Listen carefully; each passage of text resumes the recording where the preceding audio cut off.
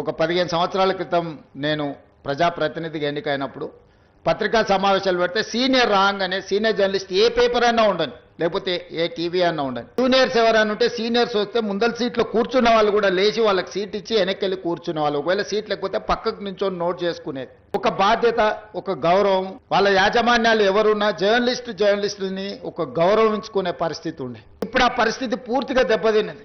వాడు ఖాళీగా ఉంటాడు కాబట్టి 3 గంటల ముందే వచ్చి ముందల కుర్చీలో కూర్చుంటాడు, కాలు మీద కాలు వేసుకో. వాడికి వచ్చిన సీనియర్ జర్నలిస్ట్ వాళ్ళ జీవితాన్ని మొత్తం జర్నలిజంలో కలిపినరు. వాళ్ళు సిన్సియర్గా ప్రజా సమస్యల్ని విశ్లేషించడానికి, పరిశోధనలు చేయడానికి, వాళ్ళ జీవితాన్ని, ఆరోగ్యాన్ని ఫనంగా పెట్టి, కుటుంబాలను కూడా ఫనంగా పెట్టి ప్రజల సమస్యలను తెలుసుకోవడానికి ఎక్కడెక్కడనో మారుమూల ప్రాంతాలకు వెళ్ళి రోజుల కొద్దీ ప్రజలలో మమేకమై ఆ సమస్యల్ని పాలకులు చేస్తున్న తప్పులను పట్టుకోవడానికి నిరంతరం శ్రమించి విశ్లేషించి మన ప్రాంతంలో జరిగిన విద్యుత్ ఉద్యమాల వెనుక ఇంత కఠోరమైన దీక్ష జర్నలిస్టులది ఉన్నది.